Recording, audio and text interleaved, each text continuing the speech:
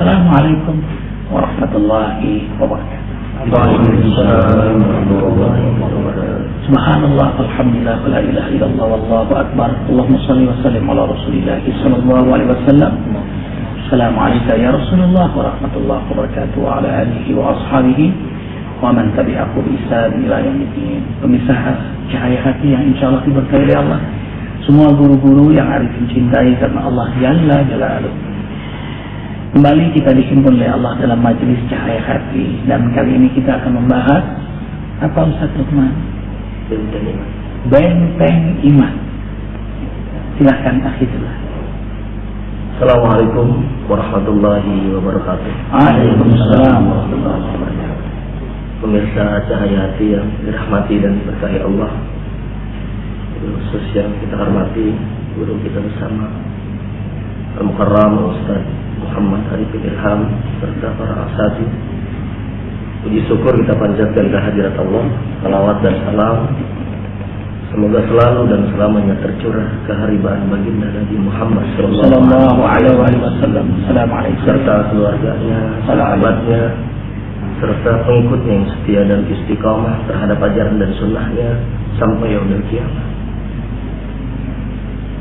Salah satu esensi diciptakannya manusia oleh Allah adalah untuk beribadah kepada Allah Subhanahu wa taala.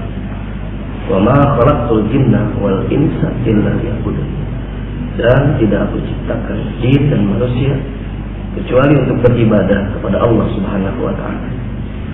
Akan tetapi dalam perjalanan penghambaan diri manusia kepada Allah, mendekatkan dirinya kepada Allah, tidak sepi dari godaan setan, tidak sepi dari rongrongan iblis laknatullah dalam kehidupan dalam rangka mendekatkan diri kepada Allah Subhanahu wa taala. Karena itu seringkali kita diingatkan oleh Allah dalam Al-Qur'an, surat Yasin ayat 60. A'udzu billahi samil alim minas syaitonir rajim. Alam ahad ilaikum ya bani Adam an la ta'budus syaitan innahu lakum aduwwun mubin. Bukankah aku telah perintahkan kepadamu, kata Allah, wahai manusia keturunan Adam, untuk tidak menghambakan diri kepada setan, untuk tidak beribadah kepada setan. Innahu lakum aduwwun mubin, karena sesungguhnya setan itu musuh yang nyata dalam kehidupan kami. Karena itu ada seorang ulama besar masa sahabat. Awalnya dulu beliau ustadz adalah rahib dari orang Yahudi yang bernama Ka'bil Ahbar. Ini rahib Yahudi kemudian masuk Islam pada masa pendeta masuk Islam pada masa Khalifah Umar Ibn Khattab radhiyallahu anhu. Beliau memberikan nasihat kepada para sahabatnya dan umumnya untuk kita seluruh umat Islam. Beliau nasihatkan al-husulu lil mu'mini minas syaitan salasun. Dari benteng-benteng orang-orang yang beriman kepada Allah dari godaan setan itu ada 3. Yang pertama kata beliau, az-zikrullahu ismu. Berzikir kepada Allah Subhanahu wa taala merupakan benteng dari godaan setan laknat. Seringkali kita dengar dari guru kita bagaimana firman Allah tentang keutamaan, fadilah, kelebihan dari berzikir kepada Allah Subhanahu wa taala. Panggil kita oleh Allah, ya ayyuhalladzina amanu zkurullaha dzikran katsiran wasabbihuhu bukratan wa asila. Kelebihan bagi orang yang berzikir kepada Allah diberikan ketenangan hidupnya, bahkan yang paling utama dan matching dengan pembicaraan kita, dia terhindar dari godaan setan laknatullah. Wa may ya'su an dzikrir rahman yuqayyid lahu syaitan fa huwa lahu qarin. Barang siapa yang berpaling dari mengingat Ar-Rahman, mengingat Allah Subhanahu wa taala, maka itu jadikan setan itu sebagai qarin, sebagai teman. Karena dalam kehidupan manusia itu ada 2 bisikan. Alhamaha fujuraha wa taqwa wa hadainahu najdain. Diberikan 2 bisikan. Pertama bisikan malaikat, yang kedua bisikan setan. Bisikan malaikat itu tahu yang lempeng-lempeng dah. Itu bisikan malaikat, lempeng baik-baik. Ada bisikan damai, ibadah, soleh, berderma, sayangi keluarga. Amin. Dan ada juga bisikan setan, mabuk, hina, genit. Rasul juga menceritakan syaitan itu menempatkan moncongnya, belalainya pada setiap hati Bani Adam. Tatkala hati Bani Adam itu patrah itu lupa berzikir, sesaat lah patrah itu, lupa sesaat. Kalau putus sudah mengalami kelemahan iman sudah. Patrah itu sesaat lupa berzikir. Tadi Az-Zukhruf 36. Siapa yang lupa sesaat berzikir kepada Allah. Nah, jadi diincarnya sesaatnya itu. Begitu lupa sesaat saja, sekian detik, nggak usah detik, langsung mengikatkan belalainya pada hati Bani Adam itu. Lalu membisikkan-bisikkan kesesatan. Sampai anehnya, ya sabuna anahum muhtadun.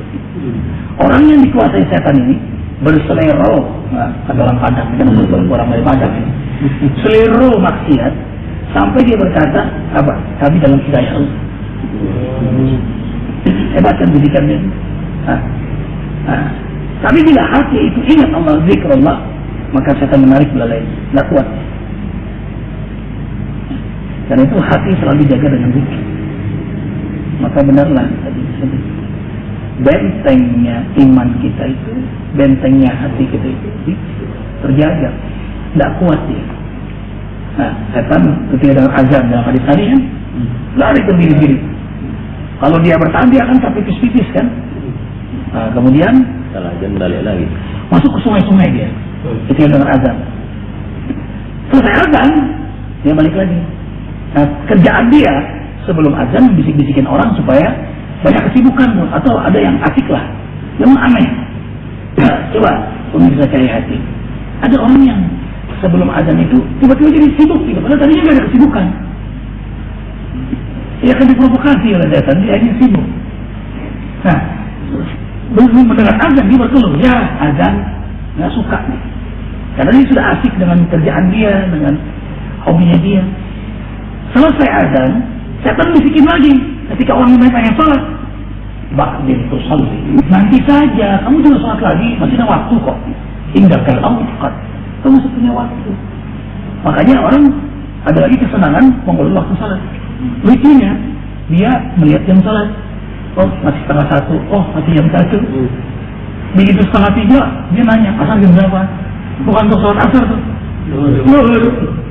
Nah, begitulah. Nah, begitu dia qomat, setan lari lagi. Selesai qomat mendekat lagi.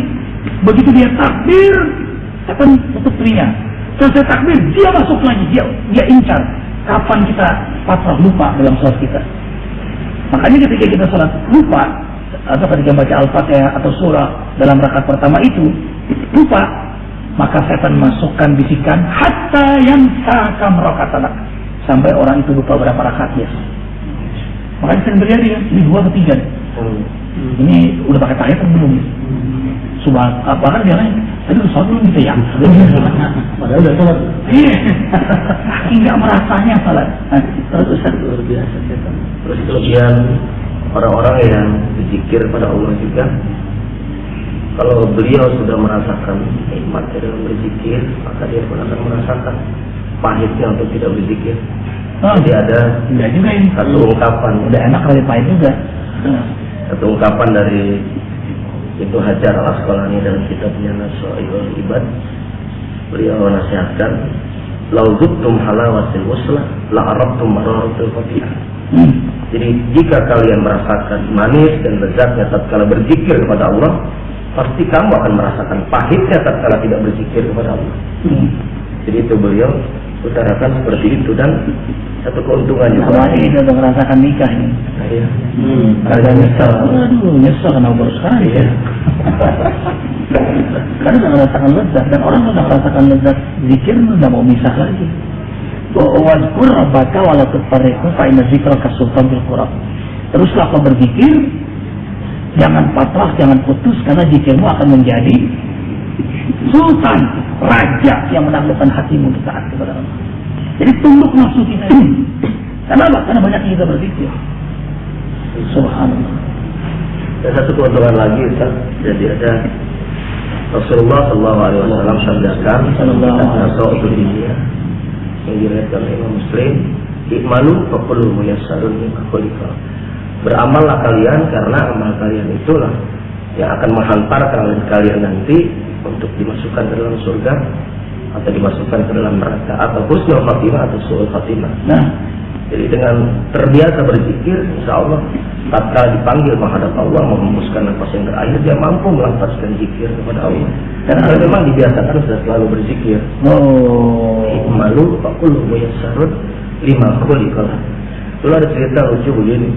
Jadi ada orang mau meninggal dunia, dikerumunin sama istrinya, sama anaknya, diajarin tahlil, la ilaha illallah. Dia nggak ikut tahlil, dia cuma bilang gaduh gitu. Istrinya bingung kok kenapa kayak gini, tanya yang lain itu bingung. Ustaznya kena ngajarin tahlil tapi tidak bisa kayak gitu. Tanya istrinya tadi bingung, dia ingat katanya. Oh kalau begitu wajar katanya Ustaz, dia diajarin tahlil la ilaha illallah nggak bisa, cuma disebutin gaduh. Karena zikir nggak pernah, sholat apalagi puasa alergi, datang ke masjid nggak mau. Yang disebutin setiap hari adalah gaduh karena dia calon di kampung rambutan jurusan Pulau Gadung.